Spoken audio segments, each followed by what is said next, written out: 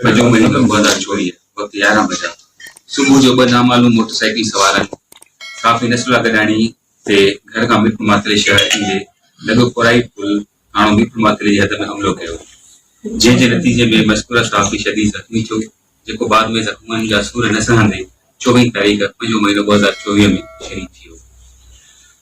तव्हांजे चैनल जे थ्रू पहिरियों मां इंटरव्यू ॾिनो आहे, ॿुधाईंदो वञा त जीअं नस्ला गॾाणी ज़ख़्मी थियो उन पुलिस वारा मौक़े ते पहुची विया, उन्हनि खे हॉस्पिटल वठी आया। असां ॾिठोसीं उनजी कंडीशन सीरियस आहे, असां उन्हनि सां गॾु पोइ रेंगार खां हॉस्पिटल वठी वियासीं, जिते उनजी ट्रीटमेंट कराईसीं। पुलिस ऐं साफ़ी जो रिश्तो हमेशह भाइनि वारो रहियो आहे। असां हर मदद कई आहे, जेतिरो उनजी फैमिली खे दुख आहे ओतिरो असांखे बि आहे।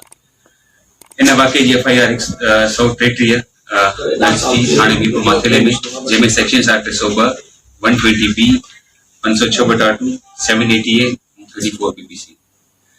इन केस घोटकी पुलिस जे लाइ हिकु टेस्ट केस हो।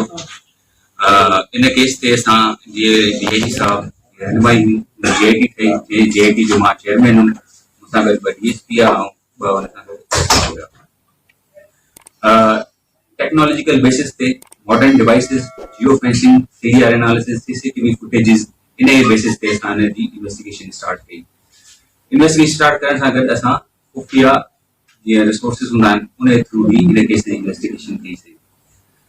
इन्वेस्टिगेशन करण जे नतीजे में through geo fencing technological data असांखे ब्रेक थ्रू मिलियो, जंहिंजे बेसिस ते असां हिकु ॾोहारी असगर पुट कोतलुन गिरफ़्तार करे वरितोसीं। उन गिरफ़्तारी सां गॾु असांखे क्राइम में जेको पिस्टल आहे उहो रिकवर थियो आहे, 125 मोटरसाइकिल रिकवर थी आहे, ऐं उन सां गॾु उनजा मोबाइल रिकवर थिया आहिनि। असगर पुट कोतलुन लुंडा ऐं यारुलुन जो रहायशी आहे। इन द लाइन ऑफ जेका जियो फेंसिंग डेटा आहे टेक्निकल ऐं उनजी इंट्रोगेशन में ॿियो उन सां गॾु जेको ॾोहारी आहे उहो बरकत पुट कोतलुन आहे, ऐं उन्हनि जो फैसिलिटेटर जेको geo fencing CDR analysis data हिसाब सां साबित थियो आहे उहो आहे अब्दुल्ला लुंड।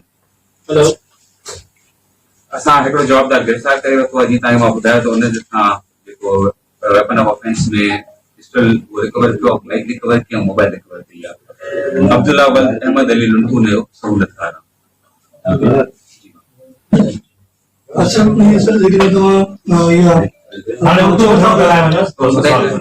जीअं नामालूम FIR थी आहे, जवाबदार तव्हांखे असां पेश कंदासीं, उन सां क्वेश्चन आंसर ॻाल्हाइण जे करे नगर एच असां मोकिलींदासीं आइडेंटिफिकेशन परेड जे लाइ, जंहिंखे असां सिंधी में चऊं शिनाख्त परेड। शिनाख्त परेड थींदी त केस न मज़बूत थींदो, जंहिंमें फरियादी ऐं जेके गवाह आहिनि FIR जो उर्दू में सर